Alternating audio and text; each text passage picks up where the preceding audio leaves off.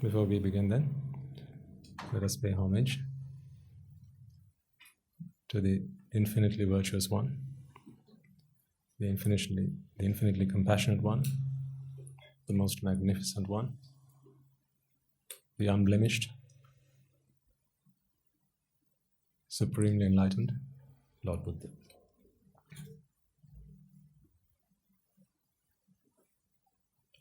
Namo tassa bhagavato arahato samma sambuddhassa.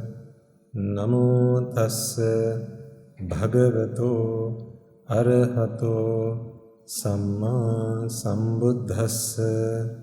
Namo tassa bhagavato arahato samma sambuddhassa. How's that plan going? You didn't think I'd forget, did you? A promise is a promise is a promise. So, I'm gonna keep reminding you, just to make sure that you haven't forgotten. Because it's easy to forget that. It is, for some people, it's easy to forget. Sometimes it is because of their temperament, sometimes it's because people are just far too busy and you can't spare a second thought. Such is life nowadays. We tend to forget our duties, responsibilities, what we need to do for others as decent human beings. It's easily forgotten sometimes. So we'll keep reminding you, and I will expect that you will continue to keep making an attempt.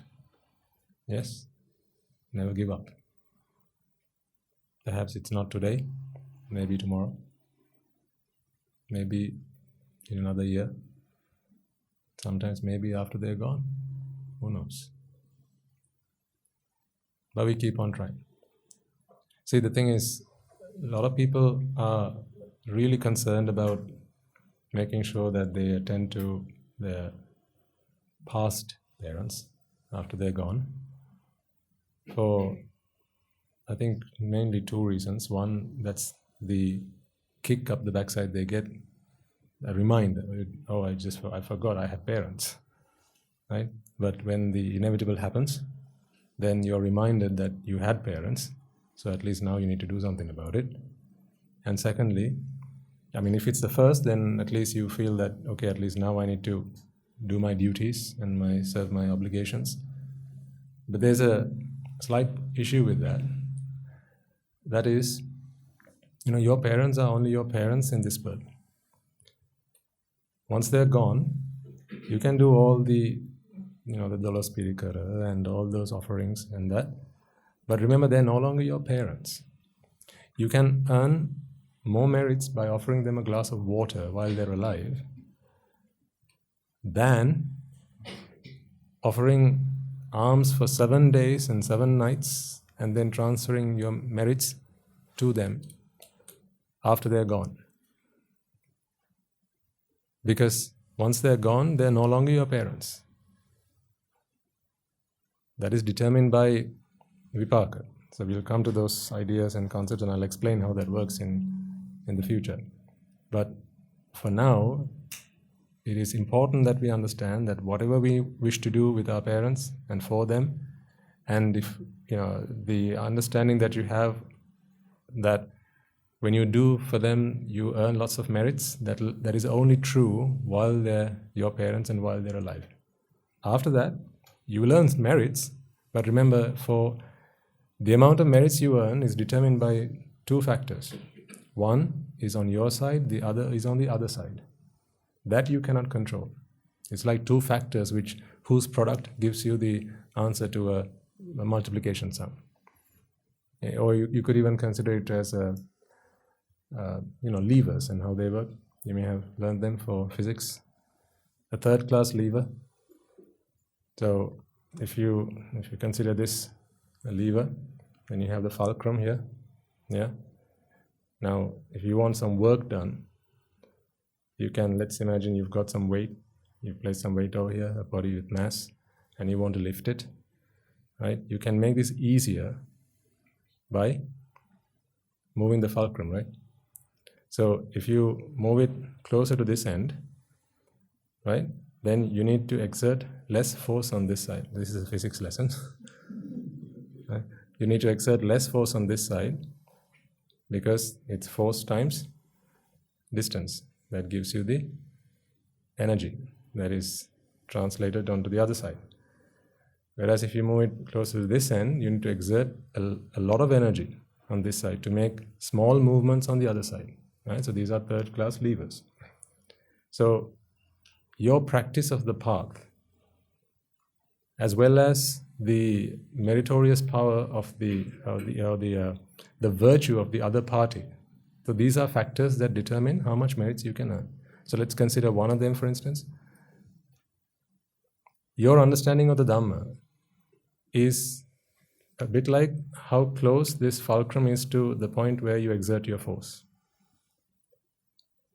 The further you move this closer to you, right? Yes, the force, now ignore the force, I'm talking about displacement, okay? With short movements on this side, you can make massive changes on the other side, right? So think about a broom. When you hold the broomstick and you sweep with it, if you bring your arm closer to this side of the stick, small movements on this side will make huge movements, sweeping movements on the other side. But if you move it further down to the brush or to the bristles, then you need to make large movements on this side to make small changes on the other side. So this, how merits and demerits work, is also similar to this. This is analogous to that. As you understand the Dhamma, you bring that fulcrum closer to you. Now I'm not talking about the force, I'm talking about displacement. So ignore the force part, okay? Small movements on your side. So small things you do will reap you huge rewards on the other side. You understand what I'm saying? You only need to do small things. Like say, for instance, you've offered a gilampasa or maybe some water to the Swaminansa. If you did it as a sotapanna, you would have earned some merits. Now ignore whatever the Swamin Wahanse is, whether he's a Pruthakjana or a Sotapanna, ignore all that part. You as a Sotapanna has offered this water. Answer this question. With your understanding of the Dhamma, you go on to become a Sakudagami, a once returner. Have you not increased or magnified, amplified the amount of merits that you earn by making the same offering, exactly the same offering, like for like? It's the same glass of water to the same Swamin Wahanse on the same day, just the very moment. Have you not increased the amount of merits you earn now? You have. It's simply because of your understanding of reality. So what you've done is, on this side, no change. You've just moved the fulcrum closer to you. Small movements here make massive movements on the other end. So this is, if you like, the displacement on the other side is the amount of merits you've earned in this example. And the same goes for the virtuous power of the other party. So there, also, if the person you are offering to is of a higher spiritual power or higher spiritual attainment, better understanding of the Dhamma and so on, you earn a lot more merit. But that you can't control. You can't control at what rate I understand the Dhamma. So the best thing to do is not to concern yourself with whether the Swamin Wahanse has attained noble fruits or not. Instead of doing that, offer it to the Mahasangha. Because even an Arahatun Wahanse is below in virtue than the Mahasangha. To be honest, even the Buddha is, because it's the Buddha included in the Mahasangha. So when you think of the Mahasangha, it includes the Lord Buddha. Therefore, you'll remember on one occasion, his stepmother came to offer a robe, on which occasion she pleaded with the Venerable Ananda, who was his chief attendant, and several requests were made by Mahaprajapati. Please, can I make this offering to the Lord Buddha? And on multiple occasions, the Buddha rejected the offer and said, no, Ananda, ask her to offer it not to me, but to the Mahasangha. So on the third attempt, the Venerable Ananda asks the Buddha, Most Venerable Sir, the most Supreme Buddha, why is it that you reject this offer? This is your stepmother. She wishes to make this offering to you. Do you not remember how much of a mother figure she was in your life when your own mother passed away? She doted on you, she looked after you, she cared for you, she fed you and brought you up to be who you are today. Have you forgotten that, sir? To which the Buddha's reply was, Ananda, there is no one who understands the value and the qualities of a mother as I do. Not me, the Buddha. And that is the reason I have rejected this personal offering, and instead I insist that she makes it to the Mahasangha, because the Mahasangha includes the Buddha. So therefore you get 2 in 1. So the virtues of the Mahasangha are infinite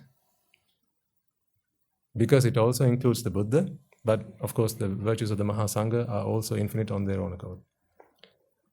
But remember, this is a very important lesson to understand, because as we listened to a story from last week, remember how what some people see on television and things going on out there. It's very easy to get into a wrong impression that the actions or inactions of one person is representative of the entire community. Now this is not right. But unfortunately, when people won't make an effort to investigate and further question their understanding and belief, they fall into this trap. Think about it. Let's forget the Mahasangha for a second. What about teachers? Are they good people or bad people? Can you assess? Can you make a sweeping judgment on teachers by the actions of one person? Aren't there people who call themselves teachers who do the most atrocious of things to their students, to other colleagues, and completely destroy the reputation of all teachers? Aren't there people who do that? So is it fair for us to think that all teachers are like that? No. So if you know someone who feels that way about the Swamin Wahansas, one thing I can suggest to you, because I was thinking about the good lady and how I can help to address that particular situation. All last week I was thinking about that. And one way you could do this is you could speak to the person, whoever who has that issue, and ask, what is your profession? Normally people will either be in one or will have been in one, right? So either they'll be a teacher, maybe an engineer, a lawyer, a doctor, right? Whoever, fisherman, whatever, right? Whatever trade they're in, whatever profession they're in, ask them, I saw one day someone who's doing your profession do these bad things. So is it fair for me to say that all people are like that? Are you like that? To which, of course, we know the answer. No. Just because someone did it doesn't mean we are all like that. Look at me. I'm a good person. I dropped my case. Yeah? Just because one person does it doesn't mean you can paint everyone with the same brush. That's stereotyping.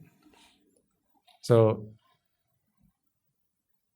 that's one way you can help people figure that, to come out of that wrong idea that one is all. So that's why whenever you make an offering, don't make it to that particular Swamin Wahansa. So you don't need to know whether he practices the path, is he virtuous, does he observe his precepts, right? It's irrelevant. What we do is we make offerings to the Mahasangha. And Mahasangha is not a person. It's also really not a community. It's not something you can pinpoint with your finger. Say, because a community you can point, right? Those people. You can't say those people are the Mahasangha. When we recite the Gatha, Supatipanno bhagavato savaka sangho. Right? See, with each of those utterances, you utter a virtue, don't you? Supatipanno is a virtue. Ujupatipanno, Nayapatipanno. These are virtues. And it is those virtues that we pay homage to, not a person. So anyone who does not have those qualities, who do not possess those virtues, are not qualified to be called the Mahasangha. But that is not something that you can tell just by looking at them. So therefore, it's best for us to not pass any judgment. But as someone who represents the Mahasangha, it becomes my duty to ask myself and look at my own, check my own conduct and ask myself, am I keeping in line with the virtues to which you have made this offering? So, say for example, you make an Atapirikara offering, right? I want you to make that offering to the virtues of the Mahasangha. Let me put it this way. It's not that the Mahasangha adhere to those virtues or instill those virtues. It's the other way around. If you possess those virtues, that qualifies you to be named, or that qualifies you to be considered Mahasangha. That's the way it works, not the other way around. So a Buddha became a Buddha not after becoming a Buddha. Does that make sense? He instilled within himself the infinite virtues that we try and encapsulate within the Itipi So Bhagava, that Gatha. Yeah, there's only 9 of them there, but you can't say it's only those 9 qualities that a Buddha possesses because they are infinite. But we try and encapsulate them in that Gatha, and a Buddha becomes a Buddha by instilling those values and virtues within his mind. So it's a journey that makes him a Buddha. It's not that he becomes a Buddha and then he goes on to observe those virtues. That's not the way it works. So it's like when you get a job, first you have to show your qualifications, right? If you've got the qualifications, you get the job. Not you get the job and then work on your qualifications. It doesn't work like that, right? It's the same concept applies here. So those qualifications, those virtues, this is what we venerate, this is what we worship, this is what we pay homage to, and that's what you always need to have in mind when you either make your offering, be that a worship or any other material offering of the 4 requisites. Now, why did we talk about that? What were we talking about? Parents. How did we get here? Oh, yes. Okay. So, to help parents and anyone else to understand, if in case their opinion has been tarnished by something they have seen, one technique you could try with them is ask them, what do you do for a living? And are all people, I've seen people, or I know people who misappropriate their responsibilities and the trust that is placed and bestowed upon them. And are you okay for me to think that they're all like that? To which, of course, their answer is going to be, no. They're not all like that. Look at me, I'm a good person. In the same way, right? In the same way, not all Swami Nuances are like that. Just because you see someone doing something that is not right, doesn't mean they all are like that. So that's just an answer to one of the questions we got last week. But if the problem continues, then I have asked for an appointment for you to be booked so we can discuss in more detail and work out a plan to help your mother. I don't know if you got the message, but I sent a message. I promised you, if you come and ask me Dhamma questions, I might tell you, next time, please, later. But if you come and ask me, I want to help my mother, I want to help my father, so I'm really struggling to help them to understand the Dhamma, they're just not up to it, right? I will make sure to give you some time to help you with that challenge. Because I know 2 things. 1, it is your duty and your responsibility to do that. And 2, whether they make use of your help or not, you earn an enormous amount of merits just by making an attempt, an effort to help them out. So everyone wins. Okay, so if you need that help, then please speak to our team and organize some time. I'm not saying it will necessarily be myself, but one of our Swaminathansis will be more than happy to help you overcome that particular challenge. Right, moving on. I promised to show you a video, didn't I? Yes, and I almost forgot, thanks to Dasahamdro, I didn't. So he reminded me last night, you promised to show a video on 2 weeks in a row, right? People are going to think that you are a liar. And we are trying to build a reputation here, right? Right? Please, right? You need to keep a respect of the Swaminathansis, right? Come on, what are you doing? Right? So he set me right, and so we got the video for you. Now, this is not just a video to entertain you, right? So I need to explain to you why I'm showing this to you, because now you may not forget the context in which I promised to show you this video. Otherwise, if I just show it to you now, you'll just have a laugh and say, nice, that's very nice, Swaminathan. What's next? Right? So it is not one of those things. There's a lesson to be learned with this. Remember we talked about belonging. Right? That's what we've been talking about for the past couple of weeks, right? And this sense of belonging, as I hope you are now beginning to understand, is only a source of fear and grief. It does not bring you anything else. It does not bring you anything positive. You become a protector of it.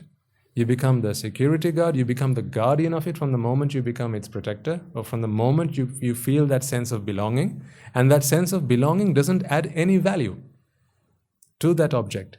It doesn't work faster. It doesn't become more efficient. It doesn't move faster. It doesn't write better. Right? It doesn't increase in value. It doesn't, what I mean by intrinsic value, right? It doesn't become more of it just because you feel it belongs to you. And sometimes your sense of belonging can give you a false sense of safety as well. This is why I explained to you the other day, with advances in technology, is where this conversation came up, right? Advances in technology has given you, people believe that it's given them freedom, but actually what has happened is it has taken away your freedom. How so? Now you've got everything automated, and before you could just go to sleep and nothing would keep you up at night. But now when you have your CCTV cameras plugged in and your monitor right beside your bedside, right, every few minutes you have to wake up and check your cameras to see everything is okay. And the tick goes off on your mobile phone, alerts, security alerts, alarm alerts, and these things have just become other distractions and disturbances in your life. It's taken away your peace. But I'm not someone who's against technology per se. What I'm against is this sense of belonging. Because this sense of belonging has become it's a curse, although it feels like a blessing. That's the thing. People like the sense of belonging. And they like to have more things belong to them. That's why we work so hard. We strive to have more things belong to us. Countries go to war, don't they? Because they want more land. They want other parts of other countries to belong to them. They're prepared to kill, murder innocent lives. So this sense of belonging is a destructive force. It is not a constructive force. The video I want to show you, I want to show this to you because I want you to take a lesson from it. Particularly this one. There's probably quite a few you can take from it, but particularly I'm focusing on this. That is,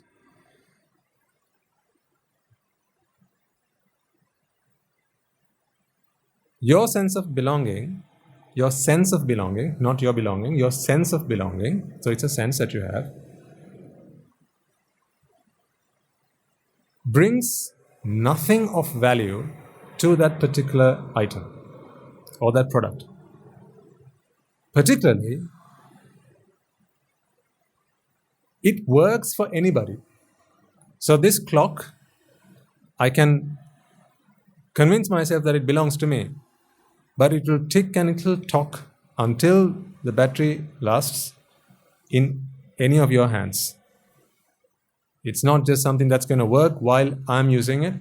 Therefore, I can say all night long that this belongs to me, but that me saying that something belongs to me doesn't make this any better a clock. This doesn't make this mic any better a mic. A car, a washing machine, or anything. This chair doesn't hold your weight better because you believe it's yours. Right? See if you can grasp that lesson from the video you're just about to watch.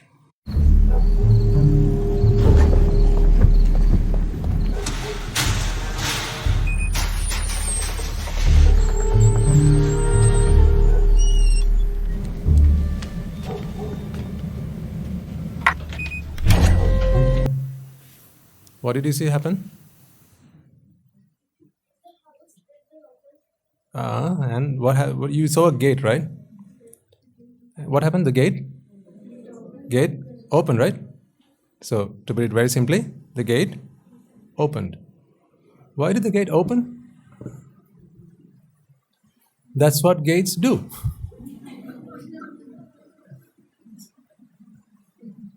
Right? That's what gates do. They open and they close. Okay, carry on.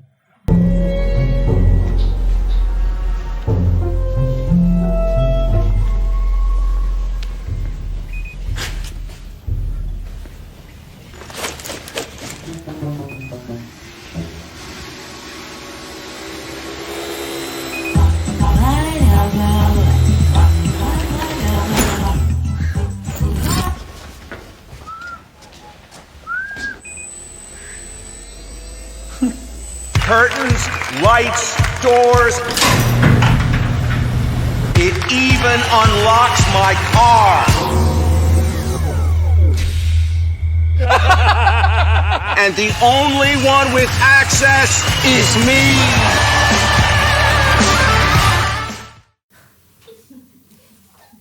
Okay. What do you think? He should be here.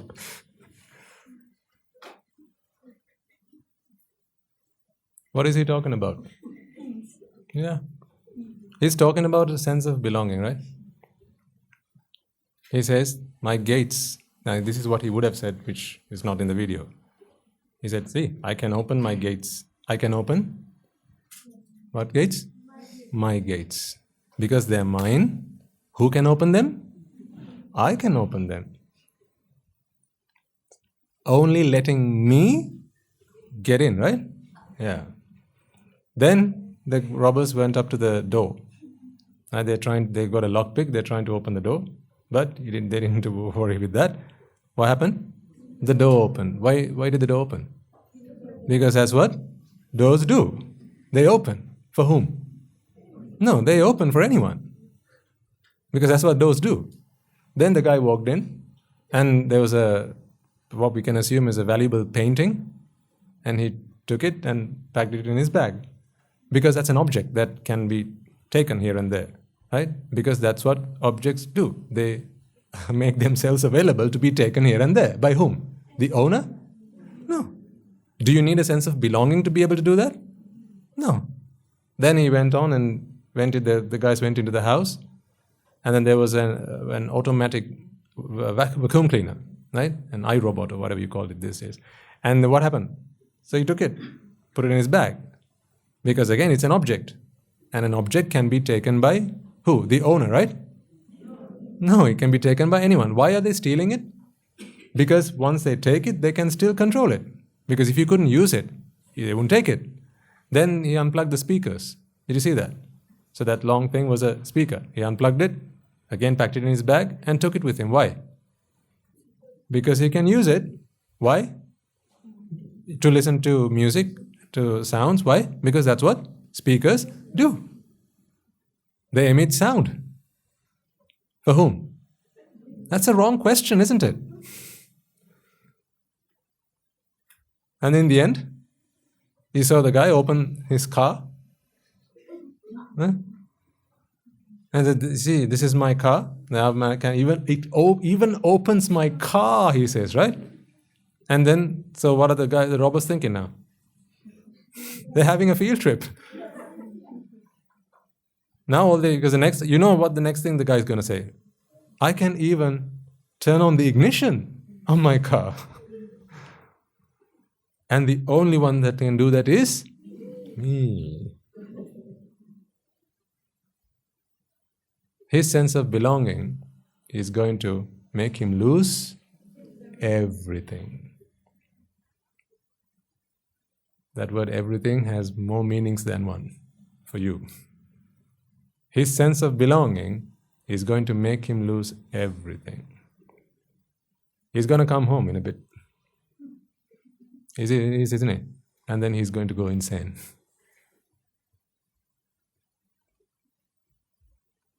All because of that sense of belonging.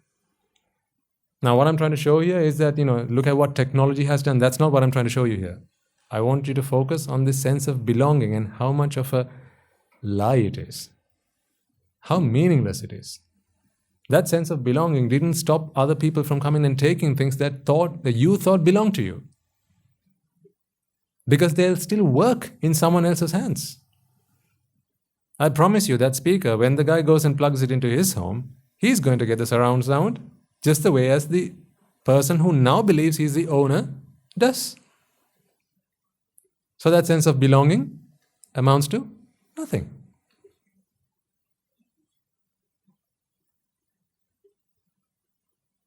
But that sense of belonging will teach him a good lesson. One that he won't learn though.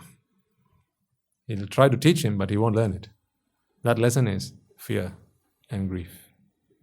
Think about it. Why have they built that app? Fear. Because he's the only one with control and access is me. So he has fear. He's in fear that someone else might come and take his property. That's why he's got the app. That's why he's built this sophisticated system so that no one else can get in, or so he thinks. So that's fear. You're either in fear or grief. You're always in either fear or grief. There's not a moment when you're not in either one of them. When you have something you want, you're in fear. When you don't have something you want, you're in grief. So this guy's going to come home and he's going to switch from fear to grief. That phone he has in his hand, that mobile app, that sophisticated technology, has it alleviated his suffering? No. It hasn't taken away his fear. He's trying to address fear, not by eradicating it, by trying to plaster over it. So it's given him a false sense of security, a false sense of, I can be fearless now, nothing's going to happen. But it's not true. See what belonging has done to that person. This sense of belonging. And I emphasize the fact that this is a sense of belonging. It's a feeling of belonging, because that belonging didn't stop the other people from taking it. And they can use it just the same. It might even be that the owner hasn't even identified all the features and functionality of some of those equipment. Perhaps the guy who takes it is going to spend more time with it and is going to learn a new thing or two that the owner previously even didn't know about it. So last week or the week before we talked about passwords. Does that make something yours? No, but it gives you that false feeling that it's yours, right? See, now he's got a password. He probably has a fingerprint scanner on his mobile app through which only he can log into the app. But the moment he's logged in, he's giving this demo and his home is being looted. Now ask yourselves, does this not happen in your life? No, Swaminas, I don't have a home like that. That's not what I'm talking about. Don't miss the point. Does this not happen in your lives?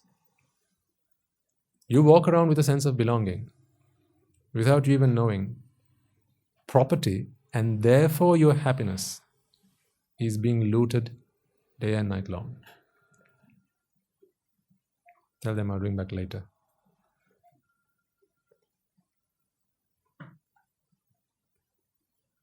Think about it. Think about the things that you have this sense of belonging for.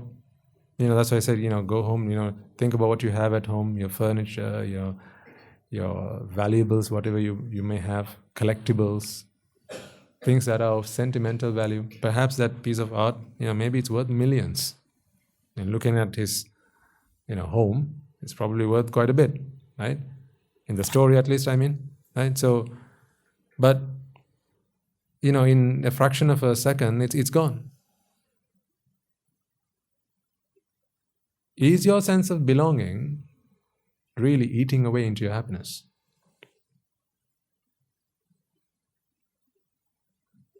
Now I want you to start thinking. Here you saw a home, right? This is his property. Think about your property. Not that property, not the brick and mortar property. I'm talking about this, whatever you feel belongs to you. Your happiness I'm talking about. Isn't your sense of belonging corroding your happiness? Isn't your sense of belonging eroding your happiness? You could all be 1,000,000 times happier than you are right now if you could simply let go of that sense of belonging. Something that truly doesn't even exist. That say that you have on something doesn't really exist. It's just an idea that you have. It's a fabrication of your own mind. That's why you have to go around proving to people, no, this belongs to me, that belongs to me. You can't even walk up to your bank account and get your money out unless you prove that you are the bank account holder, right?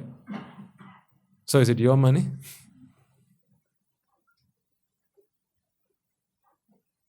You need a paper trail to prove that.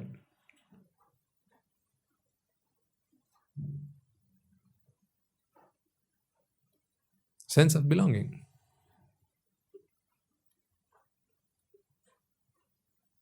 Let me show you another video. Again, what is the lesson you want to take? I want you to take from this. Sense of belonging adds zero value. It's a zero value add. Those of you in business will understand. In business, what we try and do is we add value to things, to a product or a service before we sell it off to somebody else. Right? It's that value add which becomes your unique selling point. Okay? So my question to you is, we should only do things if they actually bring us some value. You cook because you can eat it. You breathe because it allows you to stay alive. See? You don't do anything that you know will only bring you grief and fear, suffering. But don't you? You do, right? Right, let's watch this.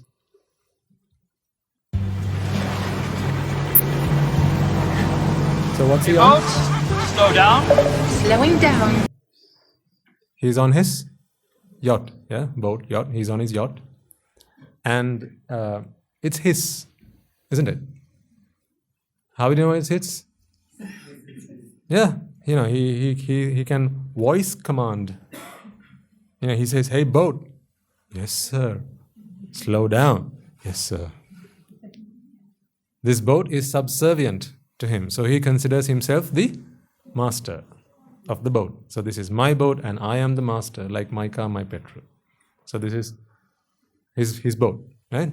Let's see how his boat is going to serve him. Anchor down. Stop. Stop. So he's enjoying himself, isn't he? So when he says fan, the fans come on. When he says anchor down, the boat anchors down. When he says stop, the boat stops. Why? Because it listens to his commands. Because it's his boat, right? So it should only listen to him, right? Yeah? It should only listen to him because it's his boat. I mean, isn't that the feeling that he has? My boat, therefore, my rules. It should only listen to me. Well, let's see. Anchor down. Anchor down. And stop. Fan. Fan. Peel shrimps. Peeling shrimps. Rotating for maximum sun.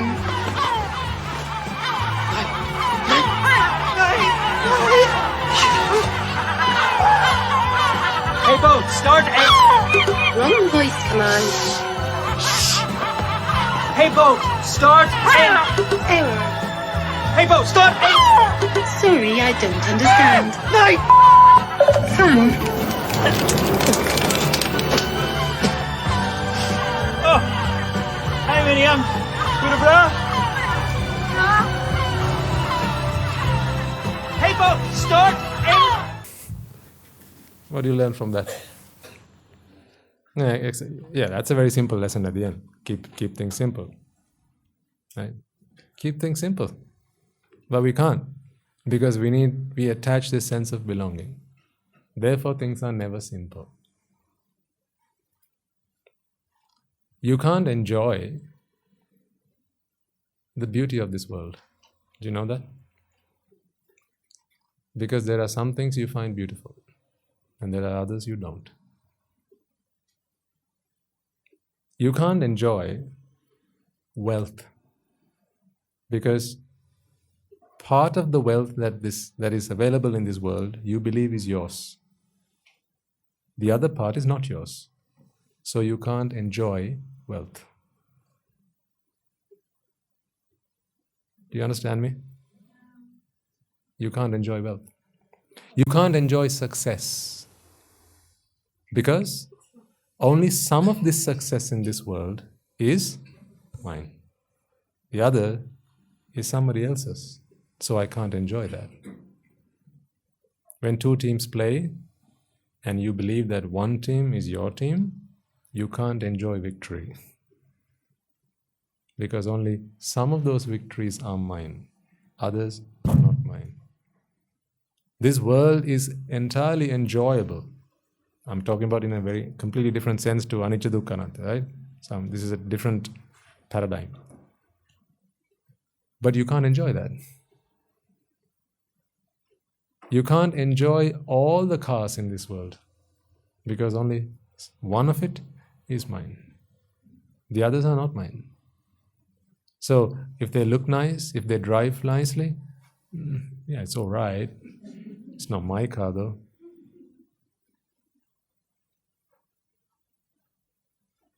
You see how you have made things complicated and not kept it simple? If you had kept things simple, you could have enjoyed all of it. Today you can't look at wealth and go, wow, how great. A wealthy man. Because the moment you think wealth, you are reminded that either you have some or you don't have enough. Because immediately that sense of belonging kicks in without you being able to stop yourself. That's why this morning we talked about that feeling, that sense, and you can't pull the handbrakes on it. There's a process that brings that alive. Unless you identify that process and pull the plug, your wanting to stop it is not going to stop it. The firmest determination to stop it ain't going to do anything to it. Your wish and your prayer is not going to do anything about it, because this world is not based on prayers. It doesn't operate in answer to prayers. It works on the principle of cause and effect. For as long as there are causes, the effects will manifest themselves, whether you pray or not.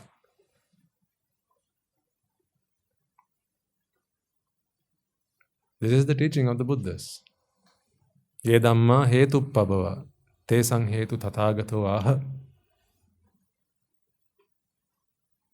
This world is based on cause and effect. Before we tackle this sense of belonging by investigating the causes and trying to work at them, first I want to convince you that the sense of belonging is only a curse to you, and take out any, even the tiniest fraction, if you have a belief that, but Swaminathan, still it does do me something. I want to remove all of that first and make you fall out of love. As we once did with pleasure, make you fall out of love with this sense of belonging. To show you, to convince you that this sense of belonging is not something that's going to give you anything, but only take everything you have, like the man we saw in the first video. He's going to lose everything. This sense of belonging. You can't keep things simple. Do you really think you live a simple life?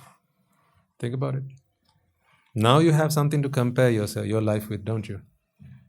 Look in front of you. Fewer things that belong. That is the only difference. A lesser sense of belonging. I'm not going to say absolutely none. I'm still working at that. But a hugely diminished sense of belonging. The less we feel that something belongs to us, the more we can really enjoy it. You can't stop fear and grief kicking in. So how can you enjoy it? Answer this question. You see a girl. You have a crush on her. You get into a relationship. Now you have someone, right? Who do you call her? My girlfriend. Right? You want her to be your girlfriend so you can enjoy that relationship. Yeah? But can you though? You've got yourself a relationship, but you've also got fear. Fear for as long as she's with you, and grief the moment she leaves you. So how can you enjoy her companion? How can you enjoy her companionship? But let's say you wanted her to be yours because you thought she was good. She was good looking. Maybe she had good manners. Right? You can still enjoy that. She's still good looking. Didn't make a difference. She still got good manners. You didn't have to make her yours to enjoy that. The sight is still the same sight. That hasn't changed. But the moment you did that, you went in looking for something positive. You walked out having lost everything positive and only something negative. Again and again, I'm trying to help you understand, folks, this sense of belonging is only a killer. It seems like a blessing, but it's a curse in disguise. It comes wrapped as a blessing, with nice wrapping paper, right? Stars and stickers and everything. But once you unwrap it, it's just a load of toss. Think about it. Wherever you have made life complicated, it's because of this sense of belonging. You can't sleep easy. You can't wake up in the morning and expect a carefree day, because your day will not be carefree. You know that. You can wish for it, but you're not going to get that. Things may all go to plan, but that doesn't mean you are not in fear, because you are always in fear that things may not go to plan, because that plan was your plan. Again, a sense of belonging.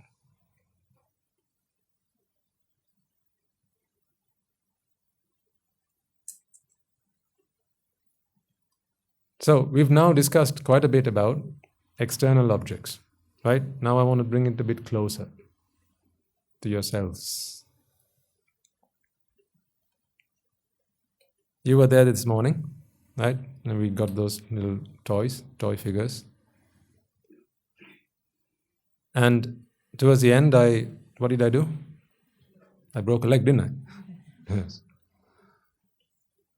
Now, I want you to start thinking about your bodies.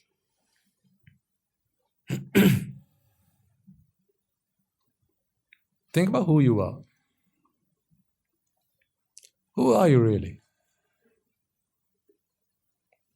Two things comprise you: the body and the mind.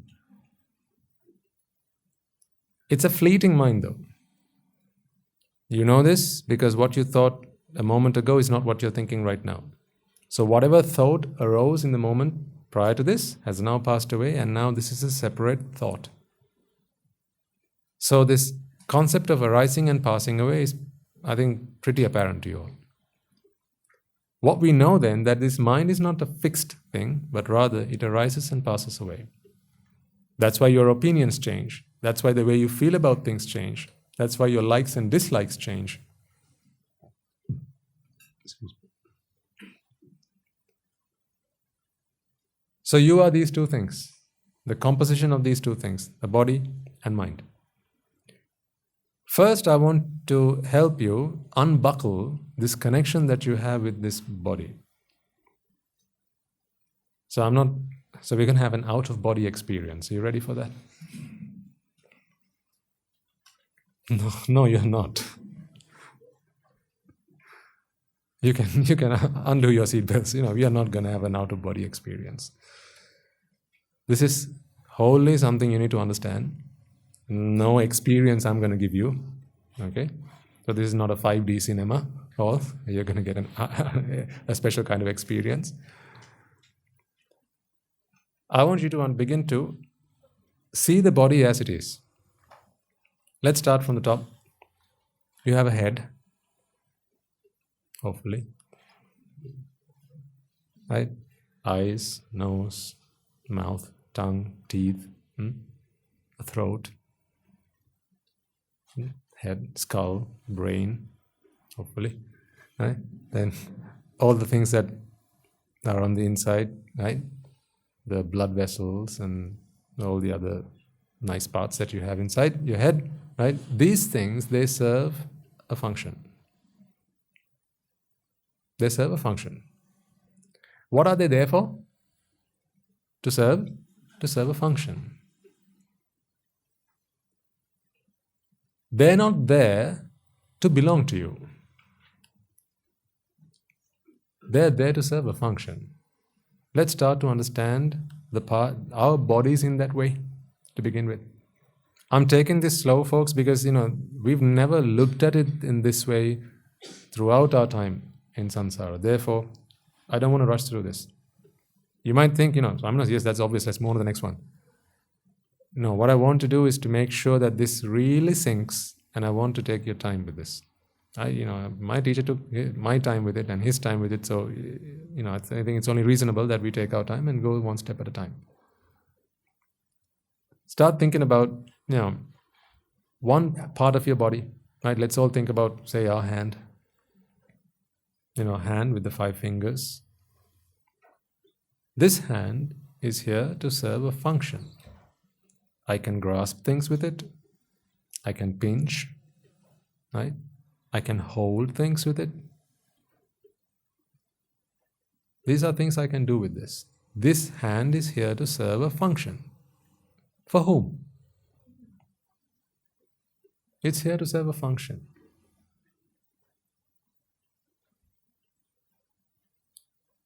It does not obey your every command. Agreed or not? Therefore, you can't claim to be its master. Try and bend your hand backwards. All the way back until your middle finger touches your forearm. Can you? No. Perhaps there are some among you who are especially talented, right? But I'm saying bend your hand backwards so that it can touch your forearm. No, it's not possible because it's not meant to serve that function. That's why it can't do it. Not because you want it or not because you don't want it. It's not designed to serve that function. So then, what does this hand do? Do the things that you want it to do, or does it serve functions? It serves functions. You can choose to make use of those functions. Yeah? You can all choose to make use of those functions. Some might choose to do this, clench your fist. Some might choose to extend your fist. Some might choose to pinch, grasp, rub. These are functions that can be served. You can choose whichever function you want, but you can't get it to do something it was not designed to do. Meaning, you are not its master. Can we all agree on that? And it is not your slave. Because a slave does without question. That is by definition a slave. A slave will do without question whatever his master asks him to do. Your hand is not your slave, and therefore you are not its master. It simply serves functions. It serves a multitude of functions. You can pick and choose whichever functions you want to make use of. There will be times when certain functions cannot be served. For example, if you break your wrist, maybe have a fracture, maybe your fingers are swollen, right? Maybe when it's frozen, or maybe you've got some kind of muscle spasm. Maybe there's a neural problem, and the neurons are not working. There's some nervous issue, and it's not working properly. The muscles are not contracting. Now your hand is not going to do what you want it to do. Some of its functions have been impaired. Therefore, you can no longer make use of the hand to serve such functions. Do you see that this is simply a tool that's available to be used? Why do you call it your hand then? Why do you say that this is my hand and mine alone? Don't touch it. Would it not be better to say, don't touch the hand? You know, like people say, talk to the hand. Can you please hold the hand? Would that not be better to say than to say, hold my hand? Because what is the my adding to it? What does it add? Nothing. Does it allow to do something else? Something that it wasn't able to do before you started to call it mine? No. You know, eventually I'll explain to you folks, if you hang in there long enough, that even this thought of, which function am I going to use is also not yours. They are also based in cause and effect. That's when you feel like you've just been hit with a hammer behind your head. We are getting there. Because right now I'm telling you, okay, the hand is a tool. You can pick and choose which functions you want. Thank you. Sorry, no, sir. I feel relieved. Because at least I'm picking and choosing, right? At least I'm picking and choosing which functions I know. So therefore I'm using the hand, but my choices. Okay. Let's keep going. And we'll see how they became your choices. Teaser. Okay, I'll give you a teaser. Choose not to listen to my voice. Choose not to understand what I'm saying. Go on. Don't understand what I'm saying. Don't understand what I'm saying. Do you understand? Do you understand what I've just said? Huh? Do you? Then don't understand what I'm saying. Do you understand? But you think you make your own choices. Have you chosen to understand? Okay, then choose not to understand. Okay, so you choose when you want to choose. Huh? Is that so then? Swaminathan, I choose when I want to choose and I choose when I don't want to choose. Is that what you're saying? Okay, then choose not to choose. That's just silly, right? This is, this belief that you had about all the things that were going on inside of this, to your command, to your, you surrender to your every wish, whim and fancy. You're beginning to understand, something's wrong. This is not what I thought it was. I didn't sign up for this. This is not the package that I bought. You should have read the T's and C's, the small print. Never did it say, we are going to give you your body. You are going to get a body. That is what you've got. That's why your hand does not do everything you want it to do. See in a few years' time if it will even do the things that it does right now.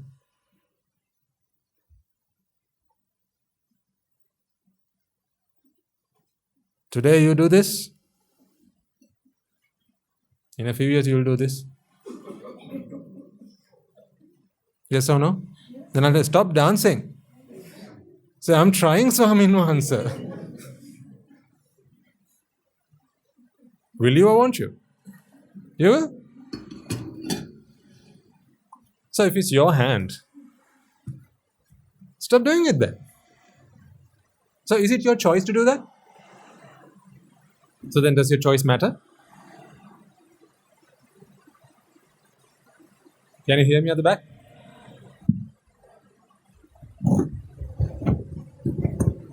Can you hear me at the back? Put your hand up if you cannot hear me.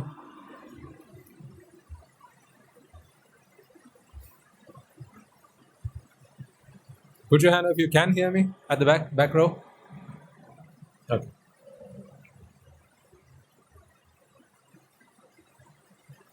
All right, take another part of your body.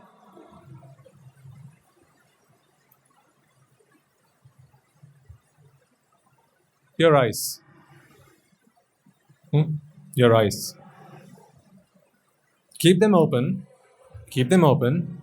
and stop seeing me.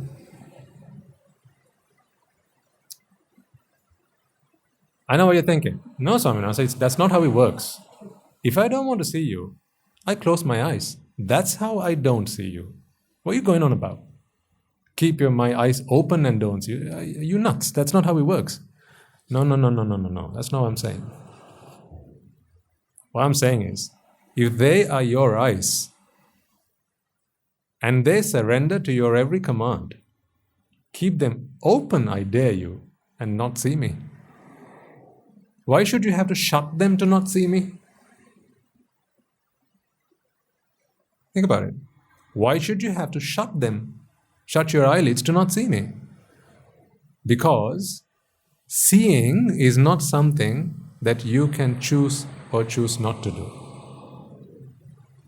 Seeing is the outcome of a process. There are causes which lead to that effect, the effect of seeing. That is why you have to keep these eyelids open to see. And that is why, if you choose not to see, you have to close the eyelids to stop light from entering your eyes. If light enters your eyes, folks, there's no way you can stop yourself from seeing, assuming the rest of it is operation. So is this what I want and what I don't want, or is it a case of cause and effect? Cause and effect. So what function does the eye serve? Not capital I, this side. Seeing. For whom? For whom? That question means nothing. It is not for someone to see, it is to see. Just like when you went home and you looked at what you had at home, right? Your utensils, your furniture, your whatever home equipment you have, and like we saw in the video, those things serve a function. A gate does what? Opens. And it closes. For whom? No, a gate opens. And a gate closes. And eye sees. For whom? Ah, that makes no sense. Take another part of the body, particularly something you can do a transplant with. Now things will really start to make a little bit more sense. What can you transplant these days? Anything new? Lungs? Can you transplant lungs? Lung transplant? Lungs? Yeah, lungs. Okay, lungs. What do lungs do? They respirate. Respirate for whom? Putva, what do your lungs do, Putva? They respirate for you, right? Sir, what do your lungs do? They respirate for you, right?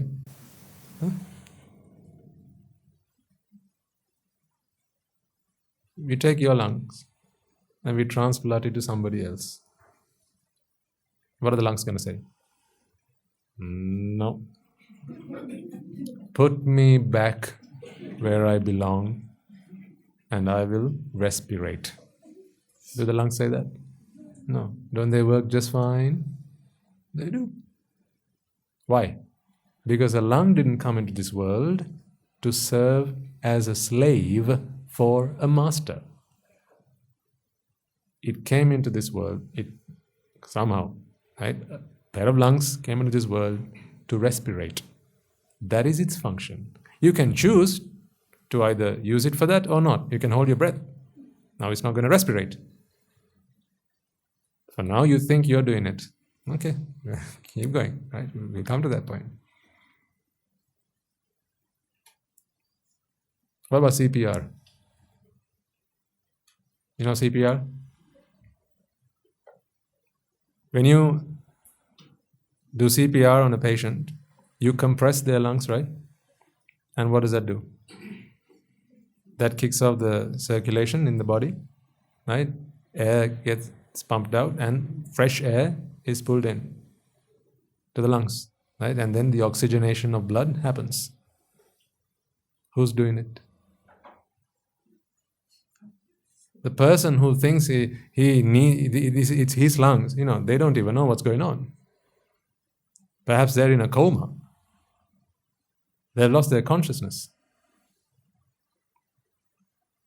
So you see, lungs respirate, not for someone. They just respirate. Heart. We've been doing heart transplants for donkey's years now. A heart helps circulate. For whom? So why do you say, my heart? And don't break it, please.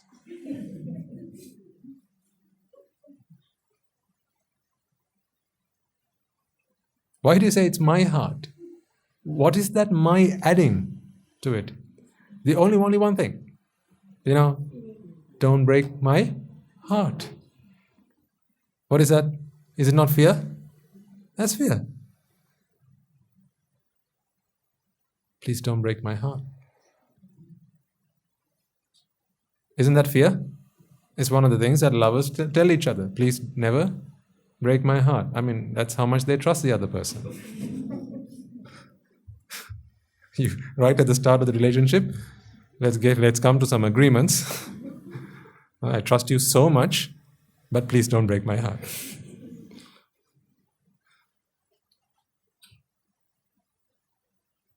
So what is the heart? What is the heart's function? Circulate. To pump blood. Whose blood? What kind of blood? A positive or B positive? Which blood? Whose blood? No, it matters not. A heart is a heart is a heart. It will always pump and it will pump and it will pump. Until the pumping can be done, it will pump. One day it's not going to be able to pump. And then it matters not whether that heart belonged to a king or an emperor, right? Or a rich man or a poor man. It will stop. Why? Because that is what a heart does. Now I'm giving you a few examples. Now I want you to take a moment and think from head to toe. Find me one thing that is part of your body that you can truly say is yours, and it surrenders to every command that you give it. It will only do when you want it to do, and it will only do it for you and nobody else. See if you can think of one thing like that. Madam? It is a process, yeah. That is why doctors study that process. I mean, truth be told, if the heart was yours, then there would be no point in having doctors to try and fix it. Yes or no? One of the things they do when they do open surgery is first put the patient into a state of unconsciousness, to anesthesia, right? That's the worst thing to do, don't you think so? Because if the heart is the person's and it only answers to their commands, The last thing you need to be doing is to put them under.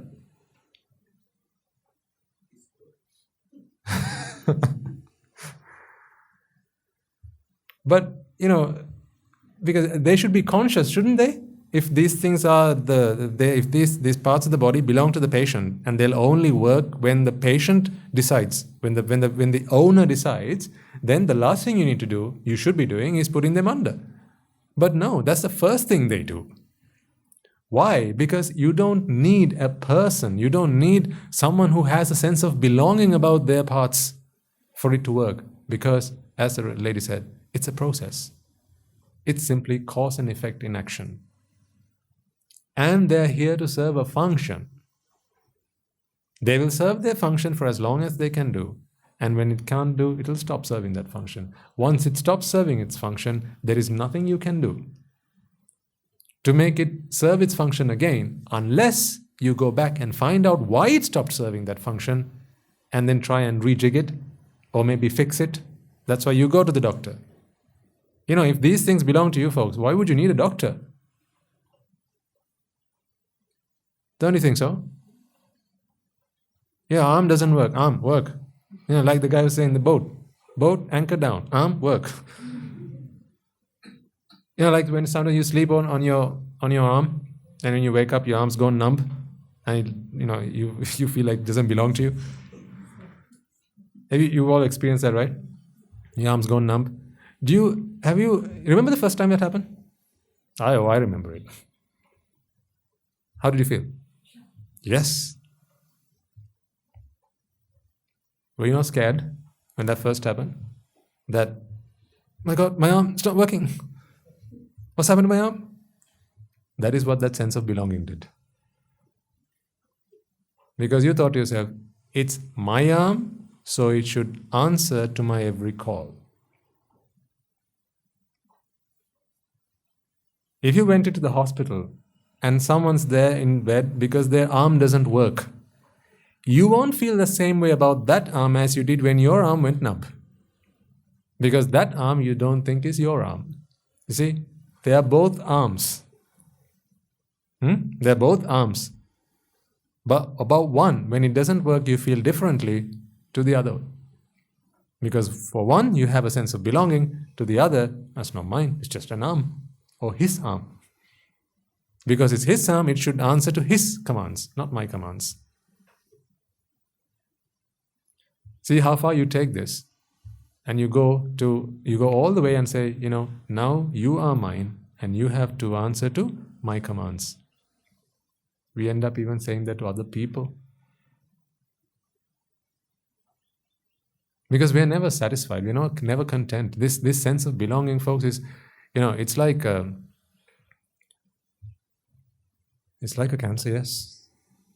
Once it starts, it just keeps on spreading until it destroys everything it touches. Your sense of belonging will consume you. All of you. Not all of you, all of you. Meaning it will consume you entirely. All you are, at one point you will feel that all I am is what belongs to me.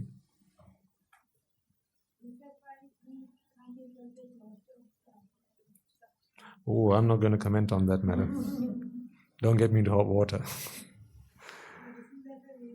Let me put it this way, right? When people want a good look. When people want to look good. When people want to look good, there'll be things that they do because things they've learned, they've heard, right? Things that their sometimes parents, sometimes friends do, right? The thing is this: what is it that wanted to look good? The mind, right? Remember, we talked. There are two things here: the body and the mind. The mind wanted to look good, but what do you decorate? The body. So that's like, I want to go to a party looking smart.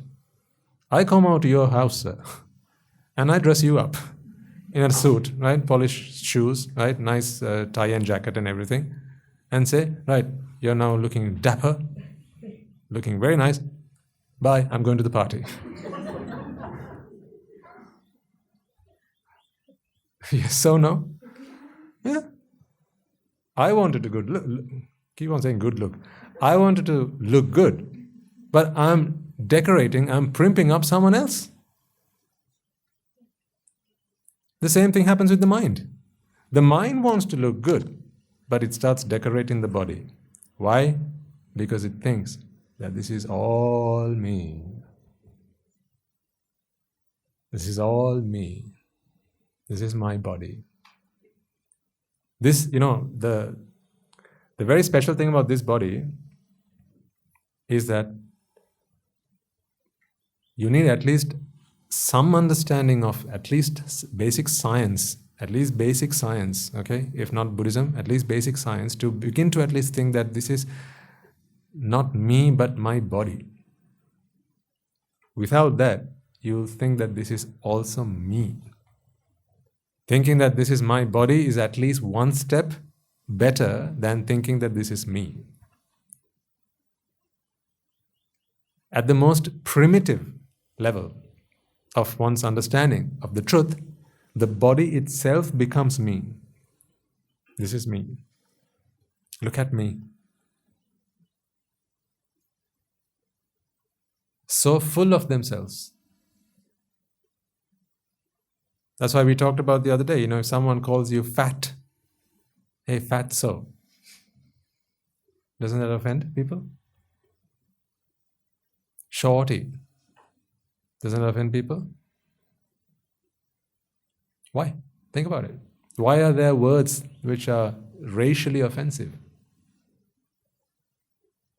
There are racially offensive words, right? If you use those words, you could get locked up or beaten down. Because the color of the skin, this is my skin, this is my body, this is me. So when you use that word, you're offending me. The truth is, you can't offend someone without their permission. You understand that? You can't offend or insult someone without their permission.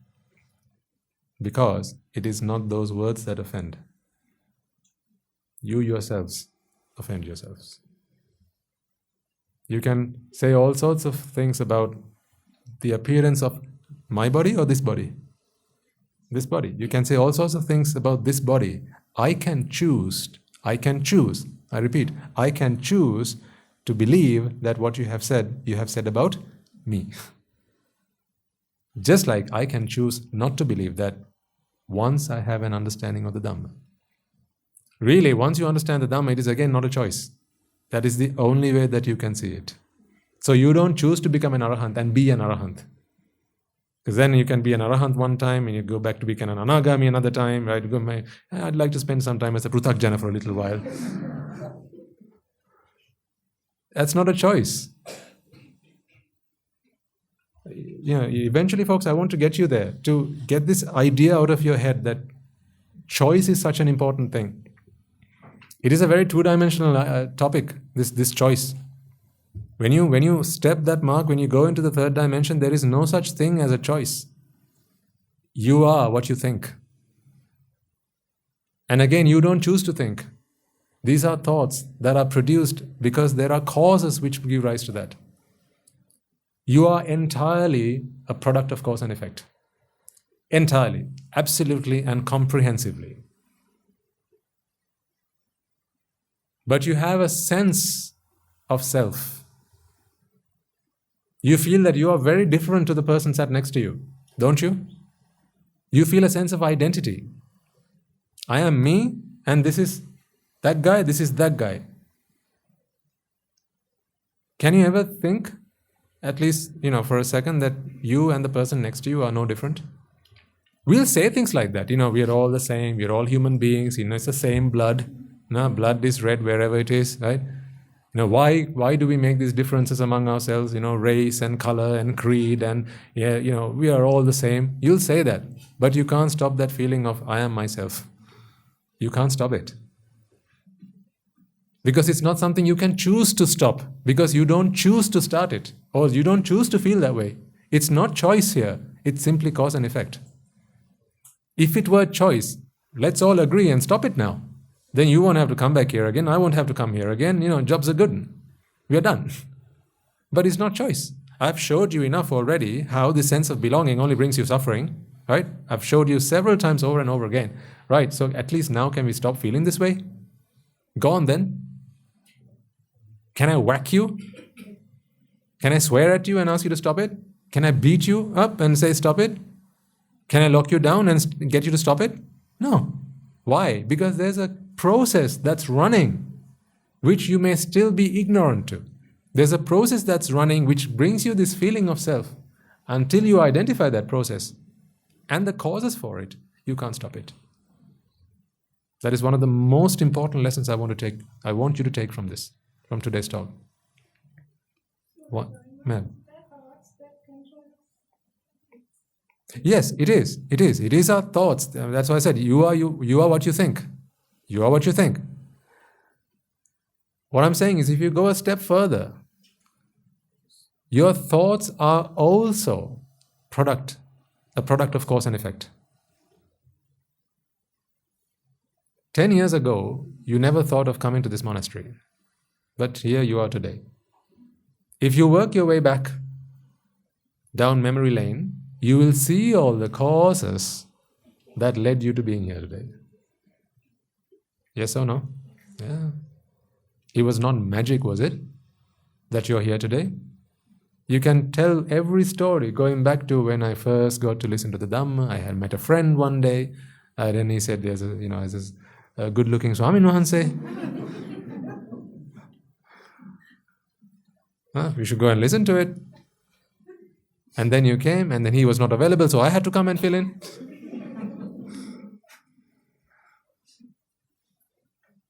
Yeah? So, if you think back, you'll see all the causes that led you here. I want you to start understanding yourselves in that way. Let's start to do that. Start to see yourself as a series of cause and effect processes. Everything. From head to toe, to every thought. This is a series of cause and effect. There is one process for which I have not explained the cause and effect yet, which I will get to. But first I want you to understand that everything you feel, everything you experience, all thoughts you have, all emotions you have, every response you take is all down to cause and effect. You are a bundle of cause and effect. You are in totality a manifestation of cause and effect.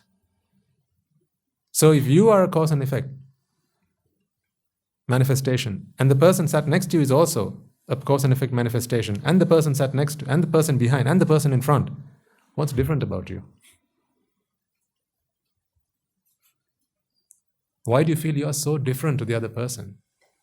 That is also because there's another process which is also driven by cause and effect that makes you feel that you are a unique individual, that you have this identity which sets you apart from everybody else.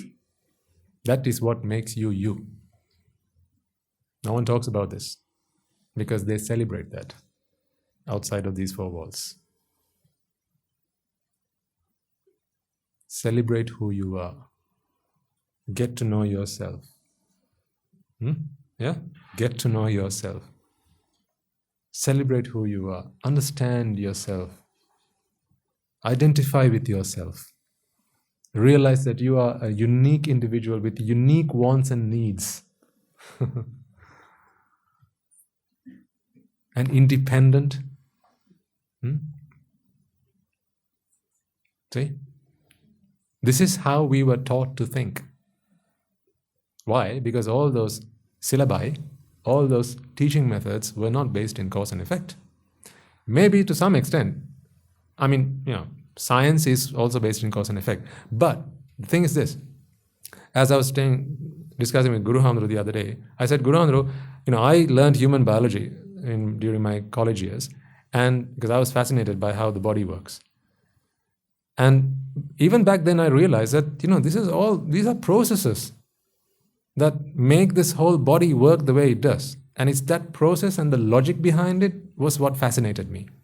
But there was one thing that I couldn't grasp. What I couldn't grasp was, why do I feel that I am here, that I am me? This was my body, and I understood the processes that ran my body. You understand what I'm saying? This is my body, and I understand how my body works. I understand how my body works. I understand how my blood circulates. I understand how my organs work. I understand how the food I eat is digested by my digestive system. All my, because I couldn't stop feeling that I'm here. What I didn't understand was, how do I feel that that sense of me, that sense of self? That I couldn't understand, because that they didn't teach for human biology. And guess what? They don't even teach it for psychology.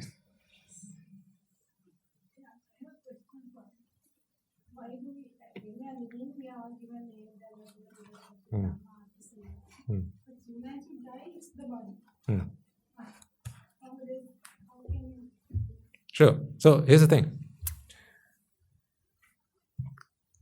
These are conventions, madam, right? I mean, we need those conventions, right? We can't operate and function without those conventions. Life would just be very difficult to live.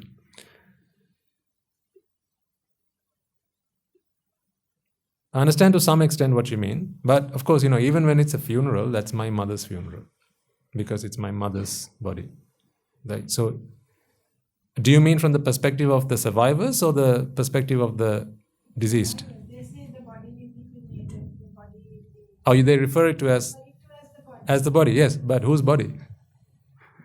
They'll still have someone's body, right? Because you see, although now they understand that the mind doesn't work in this, they know that.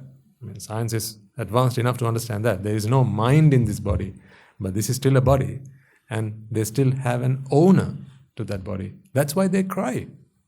Because this is my mother's body. Go to a funeral, and dead body, right? Say someone's mother. You go into the funeral and go, that's just a body. Slap. I promise you, next day, there'll be another coffin. Unfortunately, you won't be able to see it. Why are they offended? Because it's just a body. You and I know it's just a body. That's just stuff. Stuff, right? Dead stuff. If it were an animal, it would be in the pan right now. Or in the oven. Right? But because it's a human being, we don't do that kind of stuff. Maybe some people do. Right? But in civilized society, we don't do that. Why? You could insult a dead body, couldn't you? That's why you go to pay last respects to a dead stuff. Then why don't you go pay respects to a dead tree? I hope you're listening to this intelligently, right? Please don't change anything. Remember, understanding, comprehension is for your nibbana. Please live according to convention. We're not going to arrange funerals for trees. And please don't do that at home. And don't do the other either, right? It's just a dead body now, right? Off with it. No. Have your funeral. Not your funeral. You can't have your funeral. Right? Whoever passes away, loved ones, friends, whoever, do whatever you need to do. But, think to yourself. No one knows what you're thinking, right? So you can think all you like. Sometimes you might be glad that people don't know what you're thinking. But, your thinking is not restricted. You're free to think. So as free thinkers, even at your mother's funeral, look at it. Look at it. Look at it. That is just dead stuff.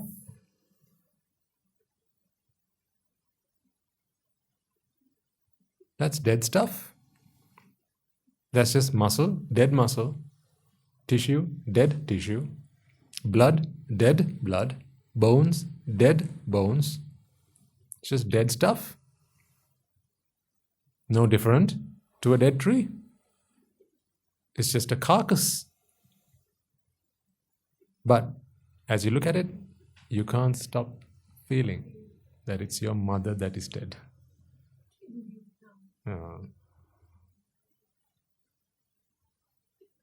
You can't stop that feeling. That is why the gates start to open.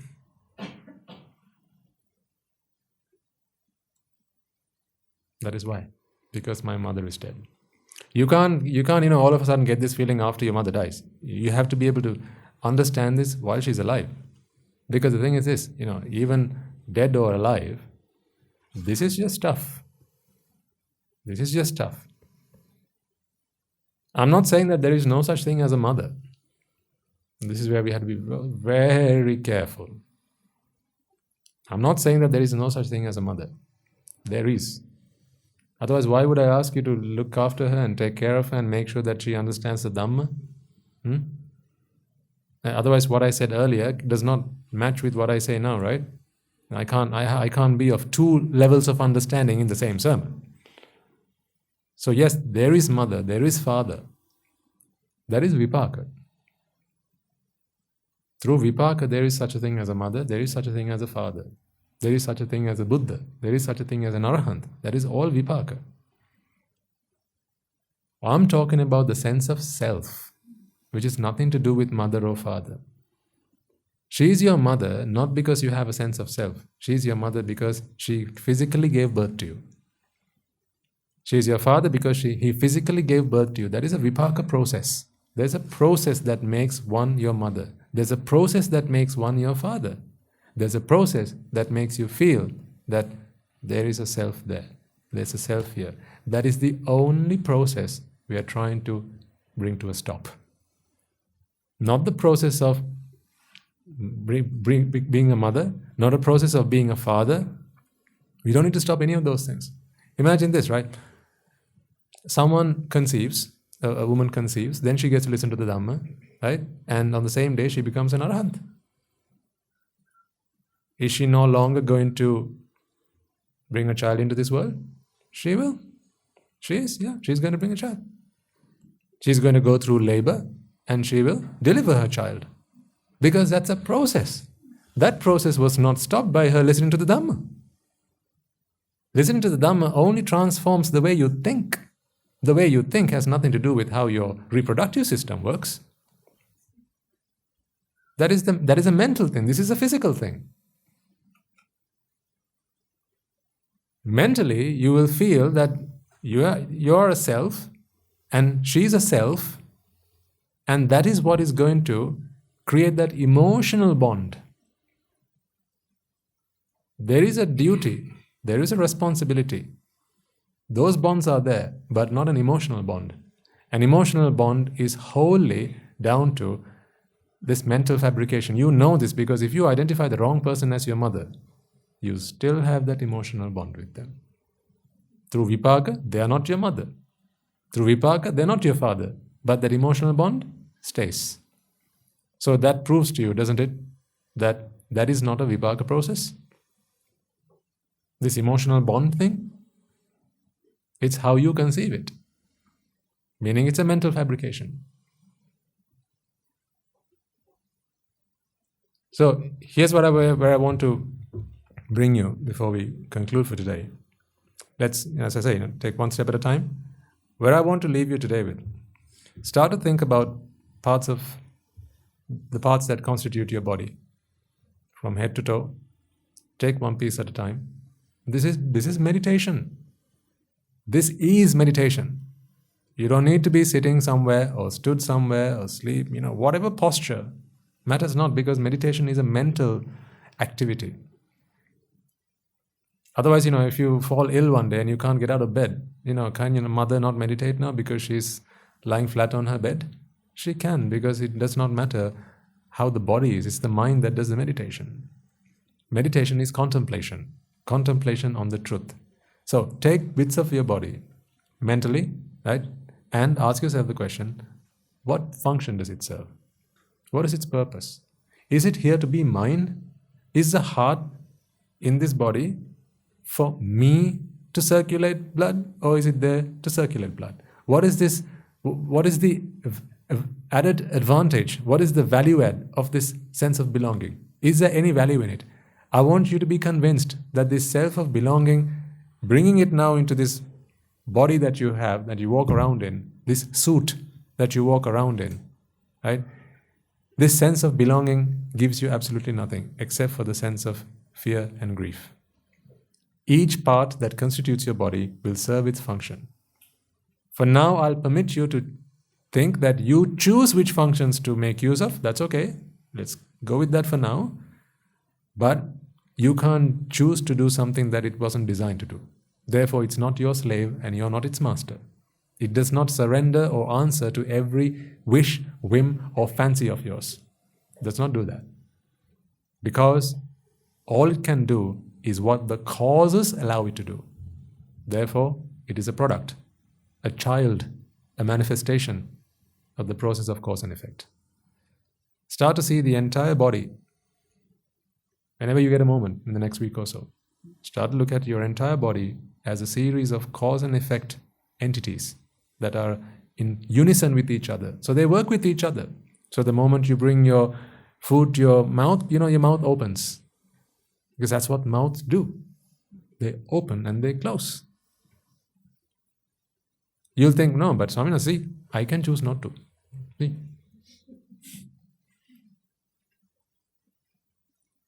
Are you sure? Do you know, I can trigger a part of your brain without your permission.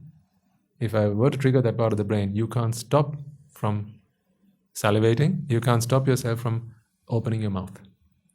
Because that is how a mouth opens. Not because you want it to open. There's a process that does that.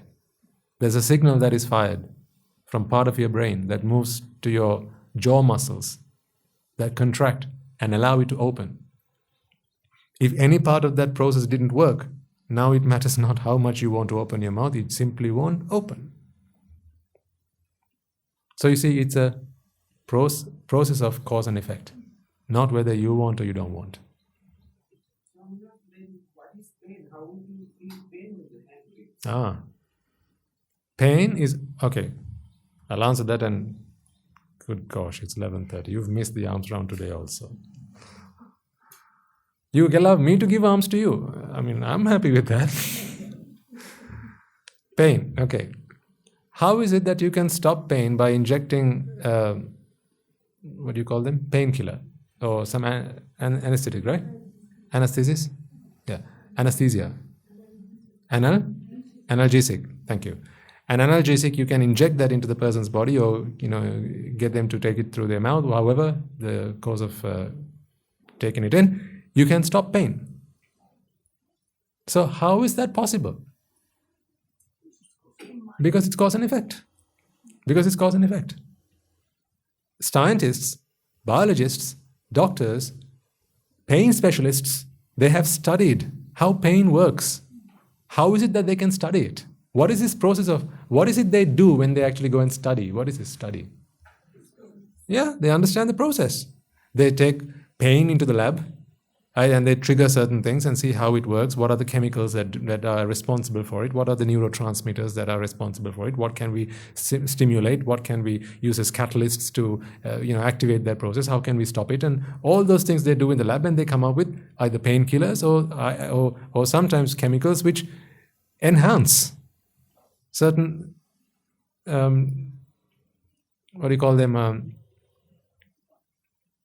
sensations. Yeah? So this is possible because it can be analyzed, studied, manipulated, changed, altered. How so? Because it's a process. That's why. So when something breaks, if you break your arm, or you sprain an ankle, or whatever, there are nerve endings that get stimulated, and they fire a signal. That signal travels through the axon, through the brain, through your nervous system, and that triggers a part of the brain. And that signal from the brain is then converted to a sensation which you feel. So you identify, the mind helps you to recognize what's going on with the body. Because to the mind, these are simply stimuli that come from the outside world, just as much as your mind can see things that come through your eyes. The mind can experience things that are felt, because this is another sense door.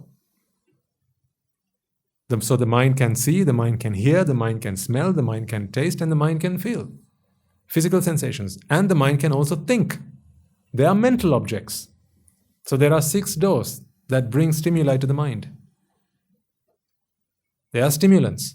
So when they reach the mind's job now is to recognize them, to identify them. That is all the mind does. Physical suffering is real. Physical suffering is real. So there are pain receptors in your skin. Right? There are pain receptors in your skin, but there are no pain receptors in your eyes. So there are no receptors in your eye that say, that's an ugly sight, look away. But there are receptors in your hands or in your fingertips. Right? If you were to touch something hot, then you can feel it hot, and it hurts, it burns. So pain, physical pain, is a real thing. The mind understands that, it perceives that. But when you say something's ugly, something doesn't smell nice, something doesn't taste nice, there are no nice taste receptors in your tongue. Last time I checked, there weren't any. There are no nice light receptors in the back of your eyes. There are no nice smell receptors in your nostrils. There's nothing like that.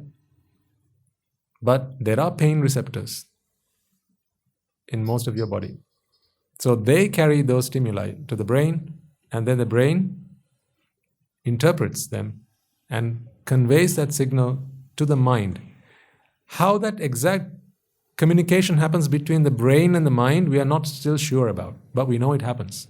That's why you can do whatever you want to a dead body and it doesn't start moving or start to react to that, because there's no mind in that body now.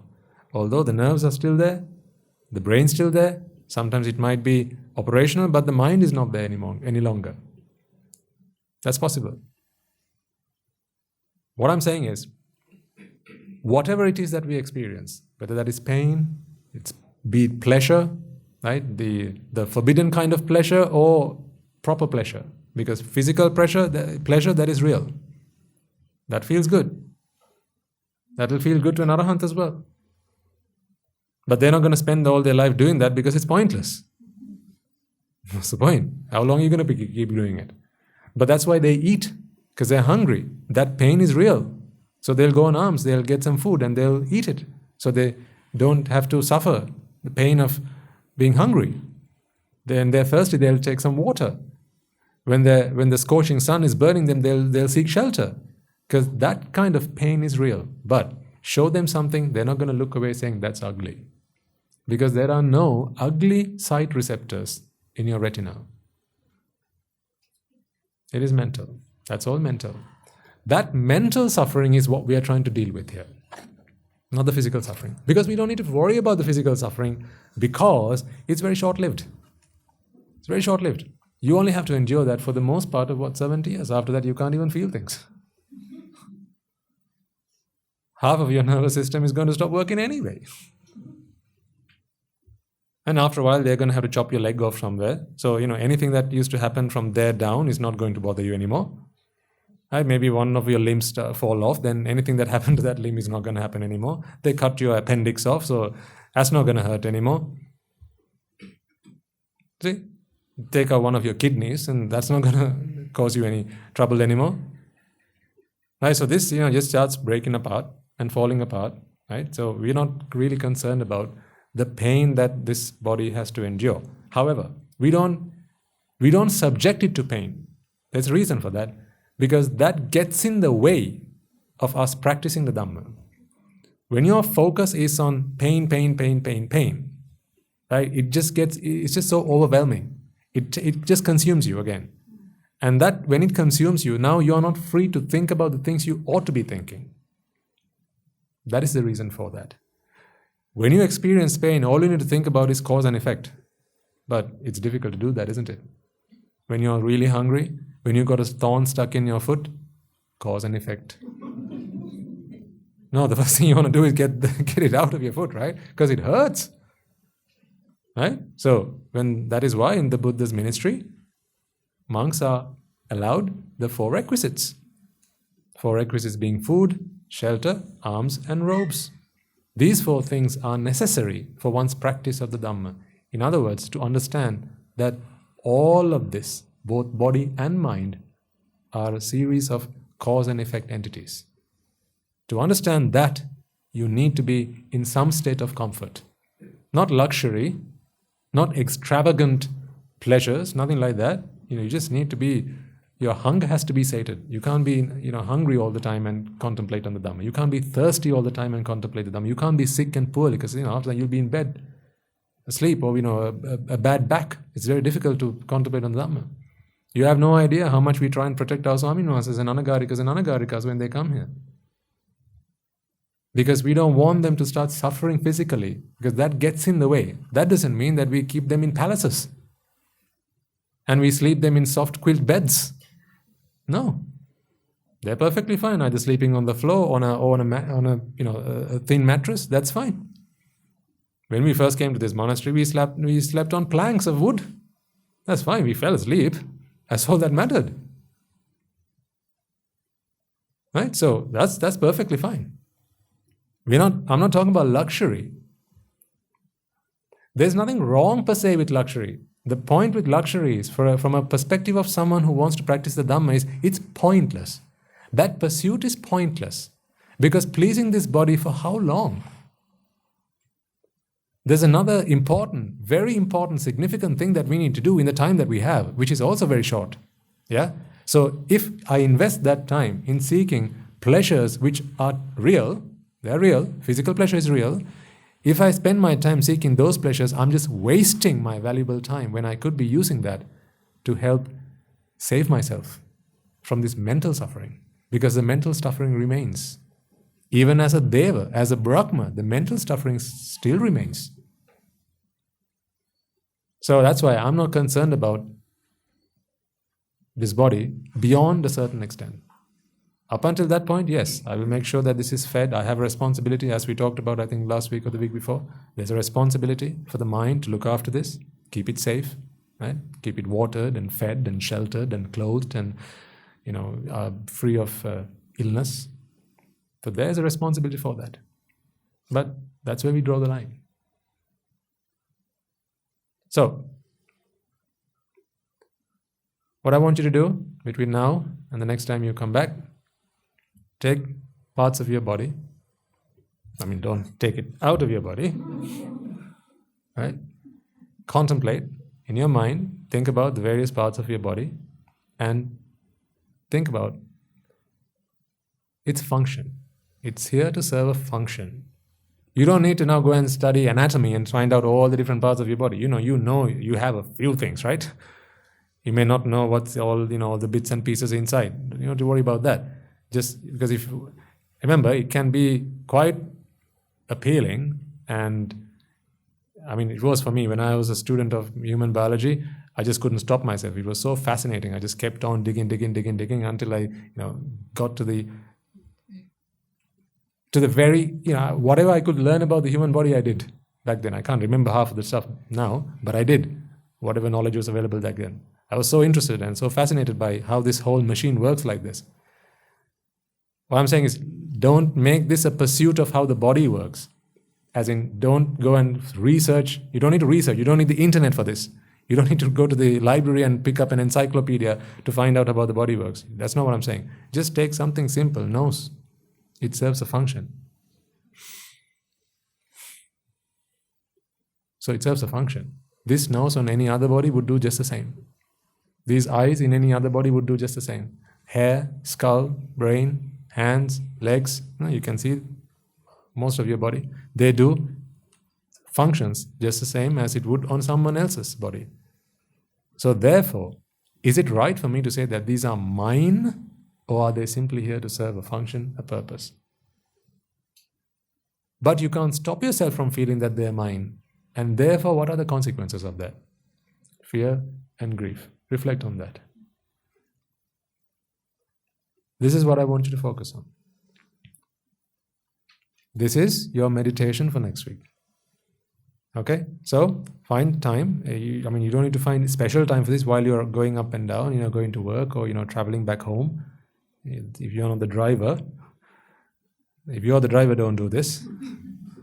If you're the driver, please keep your eyes on the road and focus on oncoming traffic. You can look at oncoming traffic and think to yourself, that's also cause and effect. Yes, but if you're not careful, another cause and effect will manifest. Yeah? So, you all happy with what I've asked you to do? You all understand what we want to try and do for next week? Yeah? Okay, so let's do that. And then, I promise you, I'll get you to where we need to get to.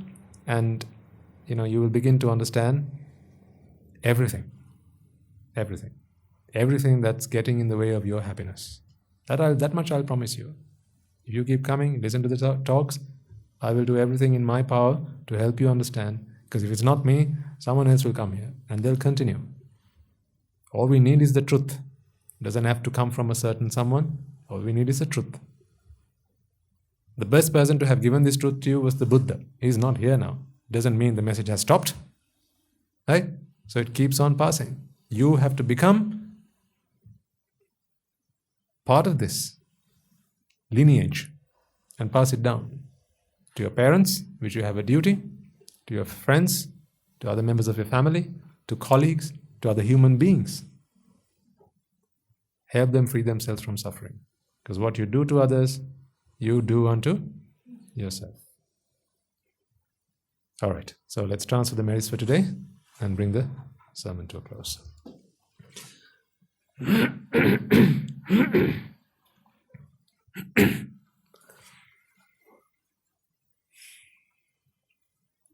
Okay.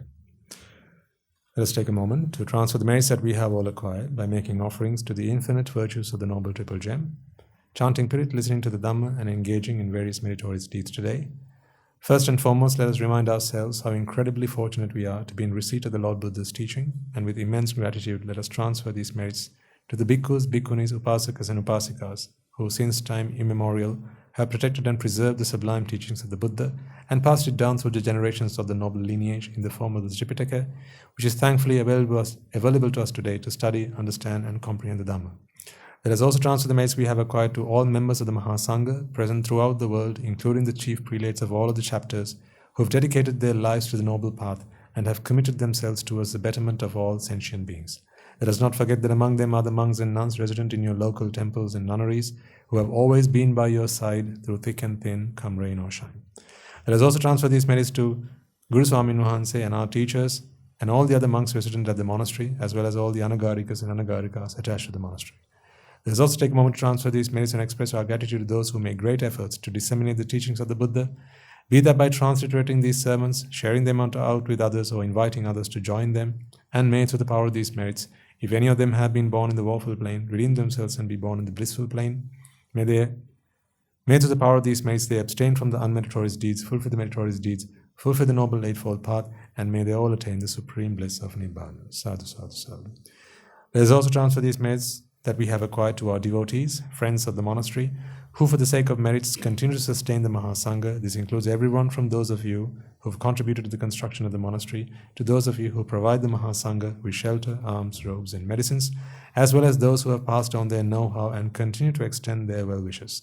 May through the power of these merits they abstain from the unmeritorious deeds, fulfill the meritorious deeds, fulfill the noble eightfold path, and may they all attain the supreme bliss of Nibbana. Sadhu, sadhu, sadhu. Let us also take a moment to transfer merits to our mothers, fathers, husbands, wives, brothers and sisters, sons and daughters, grandparents, uncles, aunts, cousins, nephews and nieces, our elders, friends and acquaintances, employers and employees, and to all those who've helped us, supported us, assisted us in any way, shape or form. By the power of these merits, may they be healed of any physical or mental ailments and overcome any obstacles to their spiritual progress. May they abstain from the unmeritorious deeds, fulfill the meritorious deeds, fulfill the noble eightfold path, and may they all attain the supreme bliss of Nibbana. Sadhu, sadhu, sadhu. Let us also take a moment to transfer messages to the Devas, Brahmas, spirits and demons, primarily the Sakadeva, as well as all the numerous gods and deities who are committed to protect and fulfill the Sambuddhasasana. Let us transfer these messages to our guardian deities who keep a watchful eye over us and keep us out of harm's way. And may through the power of these messages they prosper in divine power and wisdom. May they abstain from the unmeritorious deeds, fulfill the meritorious deeds, fulfill the noble eightfold path, and may they all attain the supreme bliss of Nibbana. Sadhu, sadhu, sadhu. Let us also take a moment to transfer merits to our ancestors who have predeceased us, to all those who have been our families, friends, and acquaintances in this infinitely long journey in samsara, and to those who have helped, supported, and assisted us in any way, shape, or form they could. Let us transfer these merits to the members of the armed forces, as well as the police force, who have sacrificed their lives to protect the peace and harmony of our nation, and to may all those who have lost their lives in the war, be their friend or foe, rejoicing in these merits that we have acquired today. Let us also transfer these merits to all those who lost their lives to natural calamities such as the tsunamis, earthquakes, landslides, and pandemics, including the most recent and prevailing ones, reminding ourselves that among them will be those who have been friends and family to us in this long journey in samsara. Let us take a moment to transfer these merits to them. May, by the power of these merits, if any of them have been born in the woeful plains, redeem themselves and be born in the blissful plains. May they abstain from the unmeritorious deeds, fulfill the meritorious deeds, fulfill the noble eightfold path, and may they all attain the supreme bliss of Nibbana. Sadhu, sadhu, sadhu. Let us all resolve that may, through the power and blessings of all the merits we have acquired throughout the day, we be able to witness the advent of many hundreds of thousands of Arahatuns and Arahatun Mahanses and Arahaterunin Mahanses on this blessed land. And finally, may through the power of all the merits we have all acquired today, you and I, and everyone who's helped make this program a success, become an Arahatun Mahanse, an Arahaterunin Mahanse in this very life itself, and in the era of the Gautama Supreme Buddha itself. Sadhu, sadhu, sadhu. And the blessings of the Noble Triple Gem be with you all. The members of the Mahasangha will now transfer their blessings to you. Raga ginnen midetwa, desha ginnen midetwa, moha ginnen midetwa, nibbana parama sukhayen Sukhita tara vetva, Nibbana parama sukhayen, Sukhita tara vetva. Mamada siyalu loka, siyalu satvayo, Nibbana parama sukhayen, Sukhita tara vetva, Nibbana parama sukhayen, Sukhita tara vetva, Nibbana parama sukhayen, Sukhita tara vetva. Raga gini niveva, Dvesha gini niveva, Moha gini niveva, Nivan sapa labeva, Nivan sapa labeva, Nivan sapa labeva. Tunuruwange suvisi ananta mahaguna belen silu loka silu satyoma Nibbana parama sukhen sugita dharvatva. Sadhu, sadhu, sadhu.